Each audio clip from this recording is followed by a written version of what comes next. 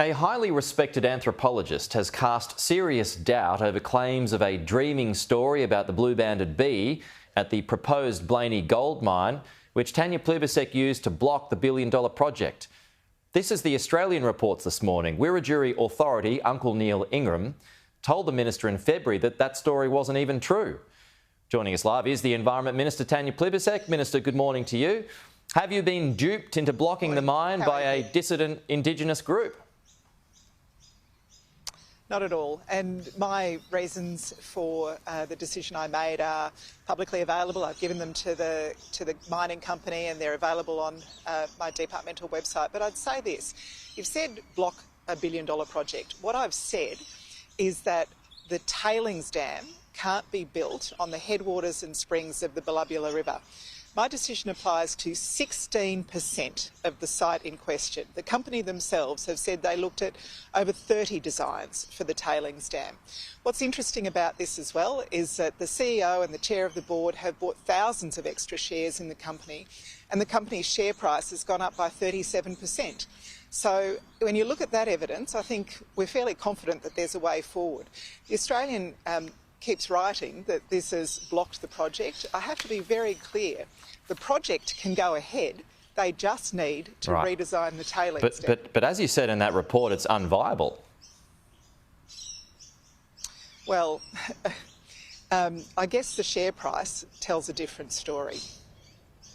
Just back on these claims by the dreaming story, you've got some key people in this article saying that that story is false. There's no record of a blue-banded bee being a totemic ancestor. So have you ignored those points of view, and why?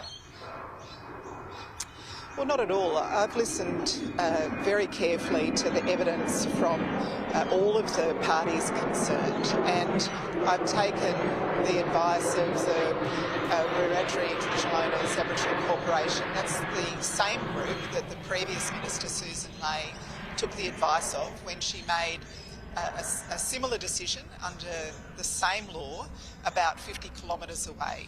And I think it's very important to say I have looked at and considered all of the information before me. Thousands of pages of information was submitted to me when I was making my decision.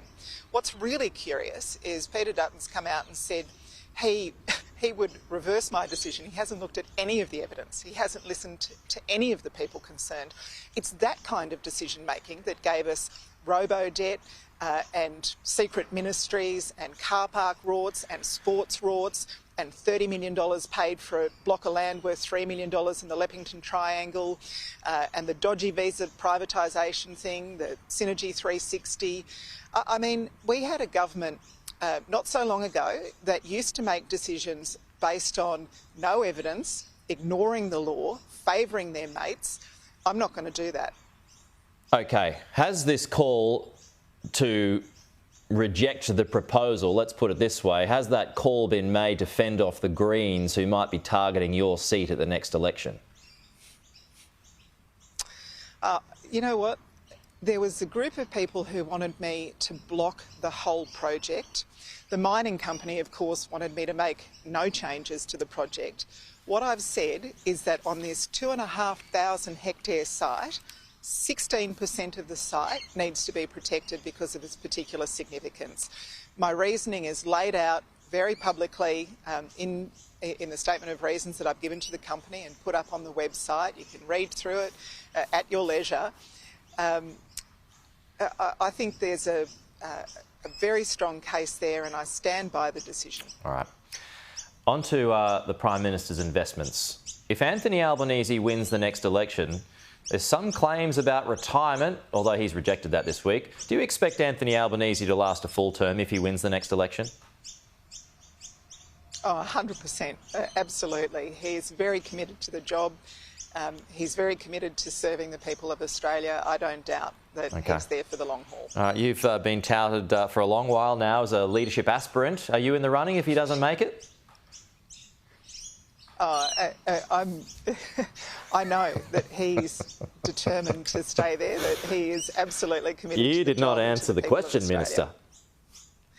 And you know what? His focus you know what his focus is, and what all of our focus is making sure that ordinary Australians get a better quality of life, that they've got job security. I mean, on the one hand, you've got Peter Dutton saying he's going to actually reverse the decisions we've made in industrial relations that have seen people get 3 consecutive pay rises for those award workers and low-income workers, that have seen more job security, that have given people the confidence that if they work hard and they do the right thing, their job will be there for them tomorrow. Peter Dutton wants to change that.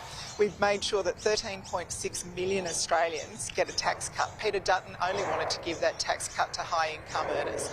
It's not that long ago that the Liberals were last in power, and they were saying that low wages are a deliberate design feature of their economic architecture, and they wanted to give tax cuts only to the top end of town.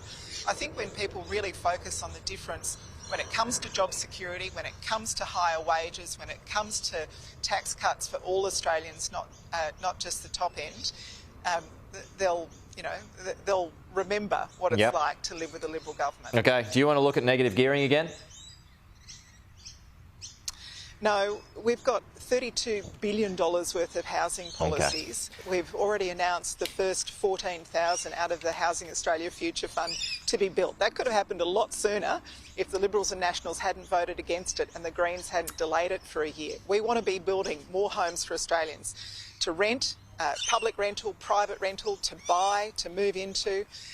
We've made it easier to buy a home with a smaller deposit. We want to do a shared equity scheme. That's Greens Party policy. It is bizarre that they are voting against that in the Senate when it's in their own policy.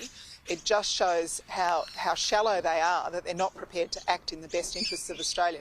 We've actually increased Commonwealth rent assistance for renters, the biggest increase in 30 years. So whether you want a place to buy, a place of your own to buy, whether you want private rental, whether you're relying on public rental, in every way, we are in there doing our best to get more Australians into a home of their own, and all we've had from the Greens, from the Liberals, from the Nationals are roadblocks. All right, Tanya Plibersek, we'll leave it there. That's a note of negative gearing, the second one from a key minister this morning. Thank you, Tanya. Talk to you soon.